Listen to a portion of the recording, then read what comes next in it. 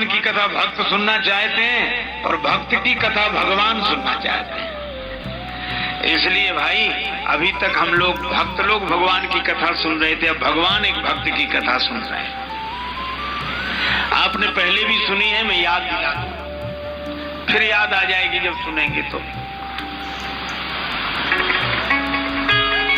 सामान्य लोगों को भी भगवान मिले हैं निर्मलता के कारण, मन की पवित्रता के कारण। ये हमारे राधे श्याम शिवपुरी से आए हैं, मध्य प्रदेश में है शिवपुरी, और उत्तर प्रदेश में है झांसी, है ना। झांसी और शिवपुरी के बीच में करैरा एक जगह, करैरा, और उस गांव से गली से अंदर निकलो तो रास्ते में बिहारी जी का मंदिर है। प्रामाणिक बात बता रहा, बिहारी जी का मंदिर अभी भी है। और बिहारी जी के मंदिर के ठीक बगल में एक मकान है जो जीर्ण हो गया है। एक महात्मा ने महंत जी से पूछा कि इसकी कथा क्या है, तो उन्होंने अपनी पीढ़ियों पहले वाली बात बताई। ये बात उन दिनों की है जब बिहारी जी के महंत थे श्री रज्जबदास जी महाराज।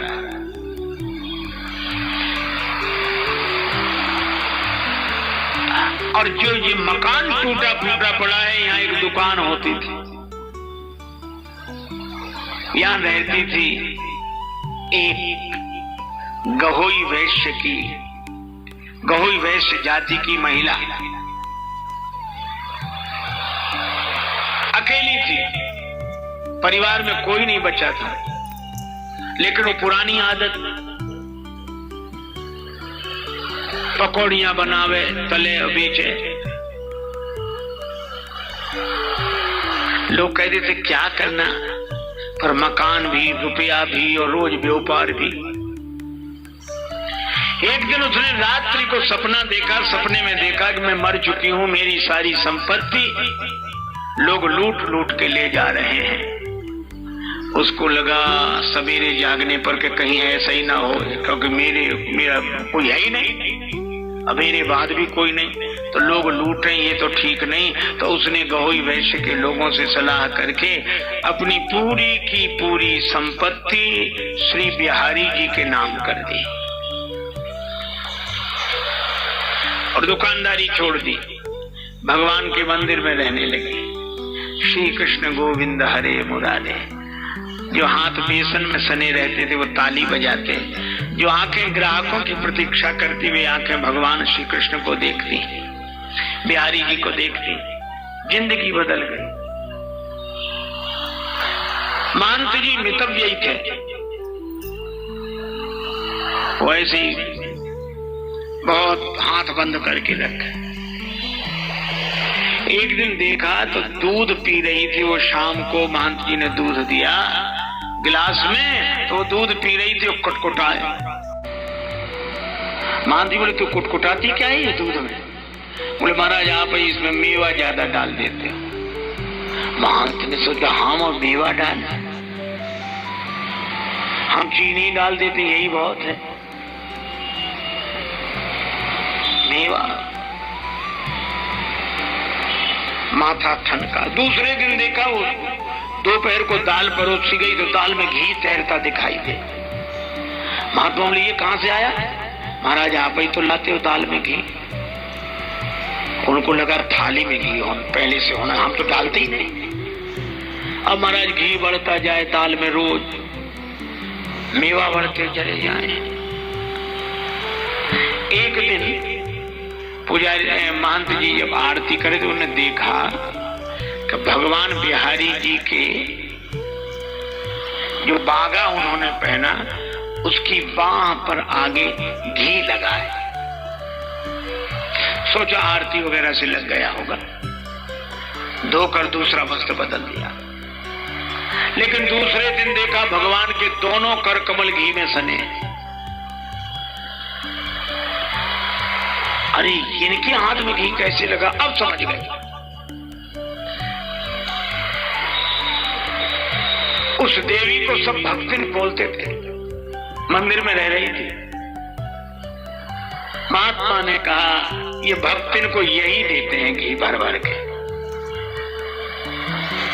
तो उन्होंने भगवान से प्रार्थना की, महंत जी ने, कि द्वापर के छलिया अबलों तेरी, ये छैल पने की छछोरी न छुटी।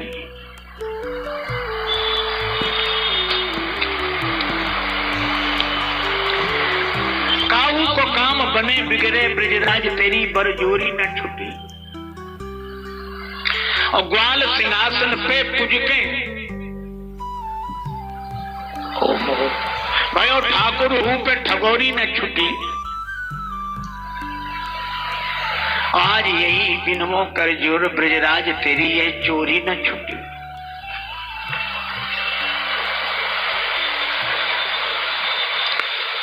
तुम्हारी चोरी की आदत गई नहीं। अरे मैं इसलिए थोड़ा ही करता हूं कि किसी को न दूं, लेकिन चीज रहेगी तो मौके पर काम आएगी, महात्मा आएंगे, जमात आएगी, खिलाएंगे पिलाएंगे, और रोज खर्च कर लो। तो इसलिए मैं, इसलिए आप ऐसा न करो।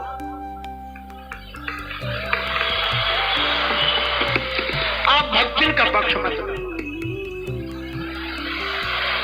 पर बिहारी जी तो, बिहारी जी कुछ नहीं बोले, सुनते रहे, लेकिन भक्तन के लिए उसी तरह घी, उसी तरह मेवा। महंत जी जो जमा कर करके रखे थे, डिब्बे खाली होने लगे। जब भगवान ने भी प्रार्थना नहीं सुनी तो महंत जी को भगवान पर ही क्रोध आ गया। भक्तन पर तो आया ही क्रोध। उन्होंने सोचा इसे निकालना चाहिए, इसे निकालो मंदिर से। लेकिन महंत जी ने सोचा कि इसको निकाले कैसे, कोई लांछन हो, आरोप हो तब तो निकाले। तो महंत जी ने एक दिन निश्चय किया, बस हो बैठ गए दरवाजे पे माला लेके, और उस रास्ते से जितनी महिलाएं पुरुष निकले। तुम्हें पता है क्या भक्तन? क्या हुआ? अरे भक्तन नहीं महाराज बता, भक्तन ने एक आदमी रख लिया है। आदमी रख लिया? ऐसी बातें तो बड़ी जल्दी फैलती। आदमी रख लिया इसने? पूरे में अल्लाह। पहले रहती थी, अब मंदिर में रह रही है, माल खाती है, कहाँ कोई काम तो है नहीं, बुद्धि बिगड़ गई होगी, रख लिया होगा आदमी, रख लिया। पूरे गांव में चर्चा होगी। अब भक्त जहां से निकले सो औरतें देख के मुस्कुराएं और थूकें। क्या हमसे क्या पूछते हो? पूछो, तुमने आदमी रख लिया है कोई, और उससे तुम्हारे नाजायज संबंध है? आप तो कांप गई, हे भगवान। कौन कह रहा था? महंत जी। अब महंत जी के नाम से जो चर्चा हुई, बड़े परेशान। तो उस दिन भक्तिन मंदिर नहीं गई, उस दिन भक्तिन मंदिर नहीं गई, सीधे अपने गहोई समाज के वैश्यों के घर गई। कहा मैंने जो बिहारी जी को सौंप दिया है धन संपत्ति, मैं वापस नहीं चाहती, लेकिन महंत जी मुझे कलंक लगा रहे हैं। आप लोग पंचायत करके मुझे निष्कलंक बनाओ, मैं अपना भीख मांगकर गुजर कर लूंगी, मंदिर में नहीं रहूंगी। वैश्यों ने सोचा कि नहीं, हमारी समाज की बात है, ये घर में ही हम कैसे, क्या बात थी, चलो। सब समाज इकट्ठा होकर गया। अब महंत जी ने देखा कि बड़ी भीड़ चली आ रही है, कि आज कोई उत्सव भी नहीं, कुछ नहीं, इतनी भीड़ काहे को आ रही है। और पीछे देखा सो भक्तिन, समझ गई यही लेकर आई सबको, उत्तर देने के लिए तैयार हो गए। लोग सलाह कर रहे थे अगर भक्तिन की गलती तो उसे मंदिर से निकाल देंगे, और नहीं गलती तो महंत जी से कहेंगे कि आपको ऐसा नहीं कहना चाहिए। पर जैसे ही आए, लोगों ने कुछ कहते उसके पहले ही महंत जी ने कहा, भोजन में नित्य घृत उठा स्वकरसों लेत। भगवान भोजन के समय अपने हाथ से घी उठा लेते।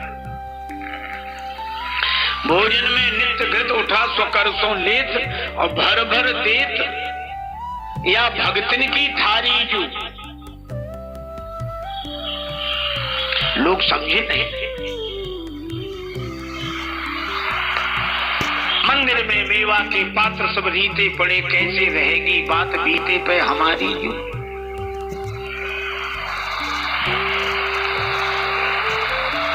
भोजन में घी उठा उठा के इसकी थाली में परस देते हैं। मेवा मिष्ठान मेवा के सब पात्र रीते पड़े हैं। तो ये कहो कि चोरी करती है, पर आपने दूसरा कलंक लगाया। महंत जी बोले ये चोर नहीं है, पर जो दूसरा कलंक लगाया सो चोरी नहीं करती है, सच्ची ईमानदार। और या के भक्ति भाव पे हम हूं बलिहारी जू।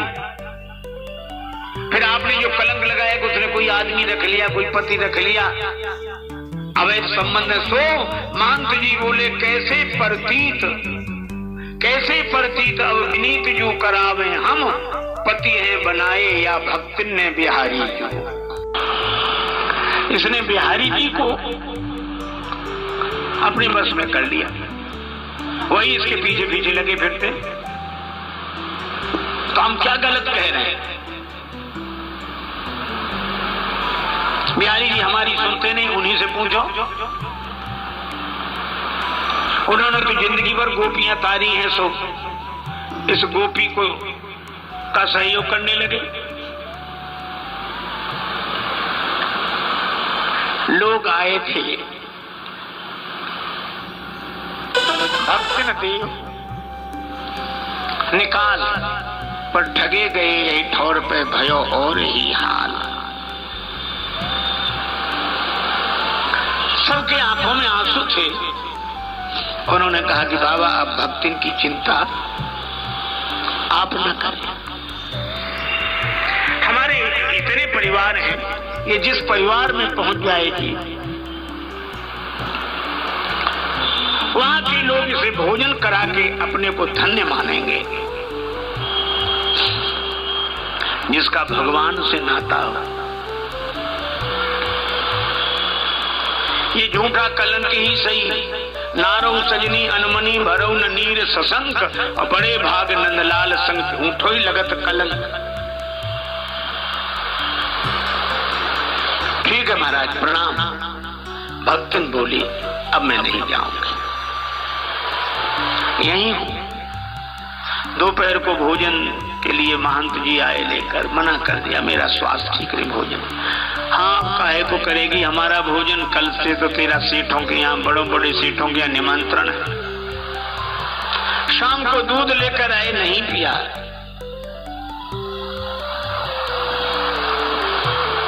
महंत जी अपने कमरे में रात्रि के समय नींद नहीं आई, भक्तन रोती रही। और 3 बजे के बाद रहा नहीं गया, जब सब सो रहे थे,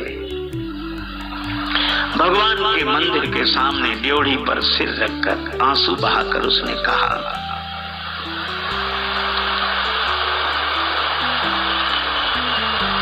नाथ को नाम कियो बदनाम, मुझे बदनामी देते, संसार के किसी आदमी का नाम लगाते।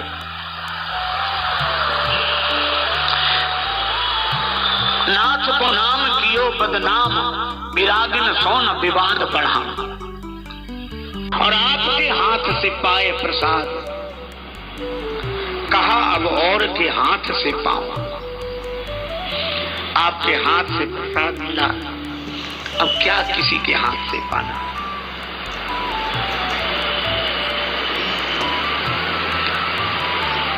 ऐसा कहकर भक्तन ने जैसे ही अपना सिर रखा, अचानक बड़ा तीव्र प्रकाश हुआ।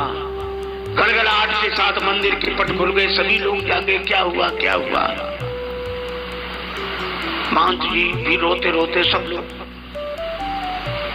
सबने देखा भक्तिन के प्राण बिहारी जी के चरणों में लीन हो गए थे। सब चारों तरफ हल्ला मचा। करेरा नगर के लोग आए, सब उसको लेकर गए। वहां एक नदी है करेरा, महुअर या कुछ महुअर नदी, उस नदी के किनारे उसका दाह संस्कार हुआ, वही उसकी समाधि बनी। महंत श्री रज्जवदास जी जब तक उस मंदिर में रहे, नियम था भगवान की आरती करने के बाद छत पर चले जाते और छत पर उस समाधि दिखाई देती थी।